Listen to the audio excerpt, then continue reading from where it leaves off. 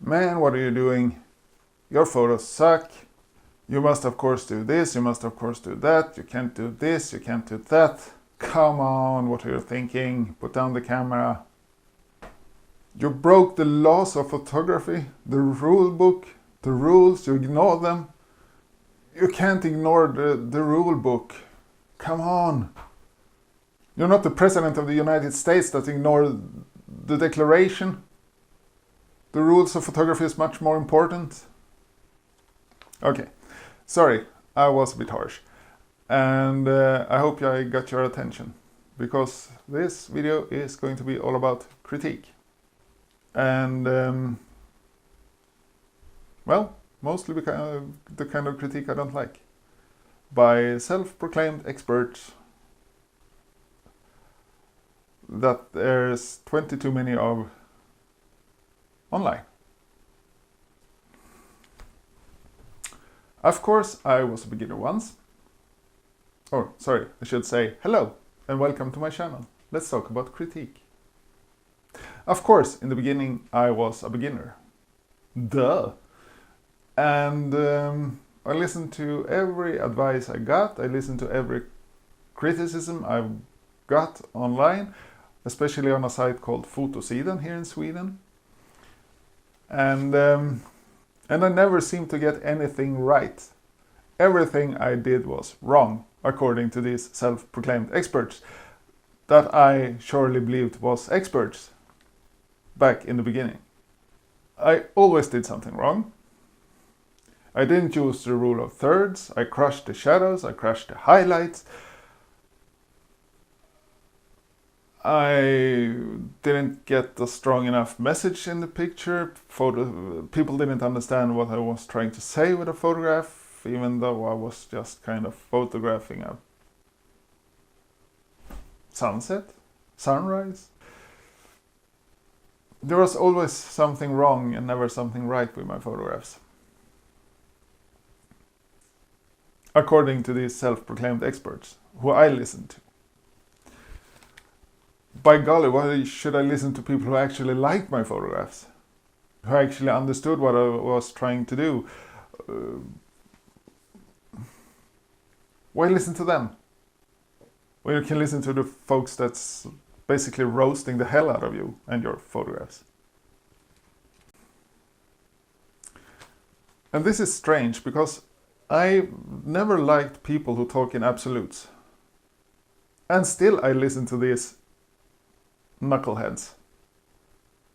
Like my photographic life depended on it.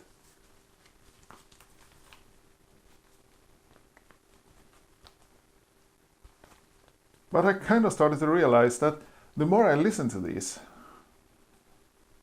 knuckleheads, the more I lost my own photography, my own voice in photography. If you want to go deep and prestigious. I understood that something was wrong. So I stopped listening to these people. I stopped posting photographs on the Wabi-sabi website. I quit my subscription, and I've been skipping on a happy trail of life ever since then. Because when I stopped, first of all, I needed to remind myself, who am I photographing for? Is it for, what should we call him? I don't know. Photographic Joe? Do I put for this Photographic Joe I don't know on any strange website? Or do I photograph for myself? Well, primarily I do photograph for myself. Always have and always will be. I do not and never will take photographs for self-proclaimed experts who've probably based their knowledge on the latest issue of Photography for Dummies, if that book even exists, and thought that scripture was the law book of photography and never to be questioned. Every law should be questioned, even if it's right, even if it's wrong. everything should be questioned. So, let's move on and try to focus, excuse the pun, on photography. Because when I listen to these self-proclaimed knuckleheads, critiques, photographers, when I look at those photographs, in the beginning when I didn't post, my photographs was mine. And the more I look at my old photographs that I took listening to these so-called experts, my photographs were less and less me and more them. Because everything they really told me was how they would take the photograph. Based on the Holy Bible of photography for dummies. And that is not the way to give critique. And another consequence of this was I started getting afraid of sharing photographs outside of my family and friends. And that is not a good thing. You should always be happy sharing your photography with others.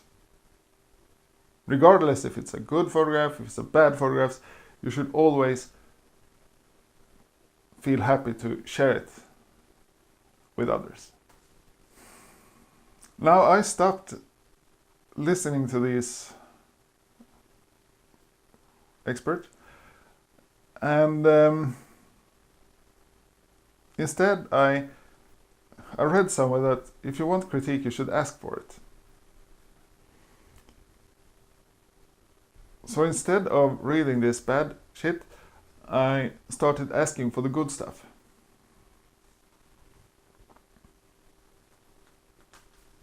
The good critique, the good kind of critique or criticism. Now,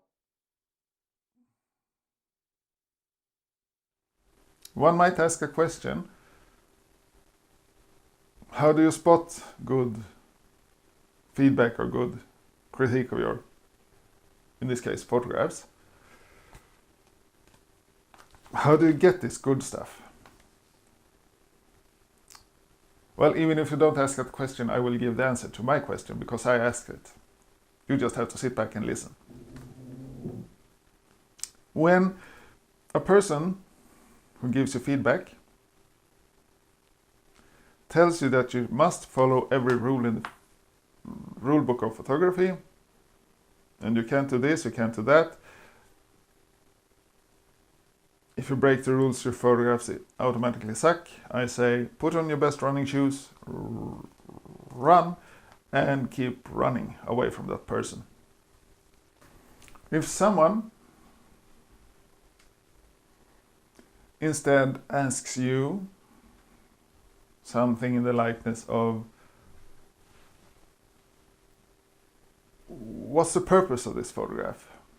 What's the goal of this photograph? What's the goal of your series of photographs? And you explain to them it's this and that and that and this, and they go, well, have you thought about this? Have you tried this? And what if you do this instead? And then after every question they ask, it's because then you will get this, and then you will get that, and then this will happen. Now we're talking the good stuff of criticism and feedback. Always give a solution and an answer when you're giving feedback. Do this because of that. Don't do this because it's in the rule book.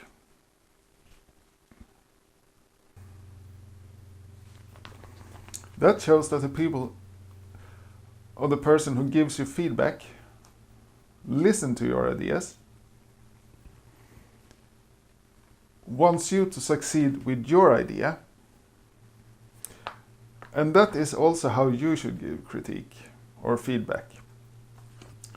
Always listen to the photographer's idea. what it's trying to say with the photograph. If you don't see it yourself, ask for it. Never talk in absolutes. If someone asks, give them suggestions and tell them why that you gave them that suggestion. Do not mirror your own photography onto them, because you are not the person who took that photograph. And why on earth am I rambling about this? Well, we all need to get critique and feedback to grow as photographers.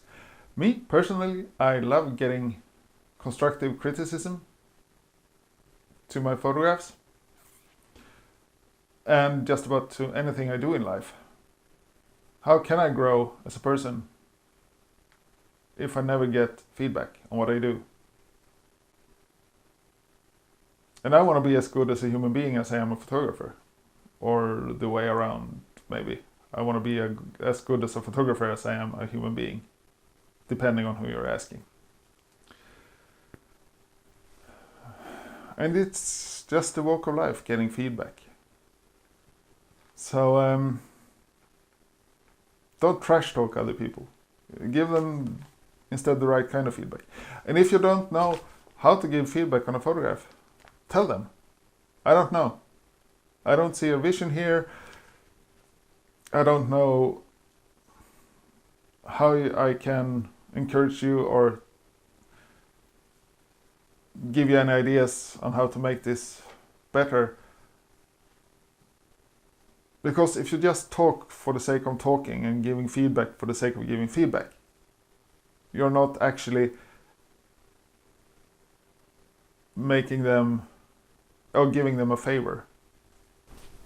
So if I don't understand a photographer's vision of a photograph or what he's trying to tell me, I shut my pie hole.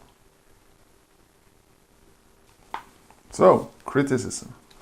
What's your thought on criticism and feedback? Like it? Love it? Hate it? Afraid of it?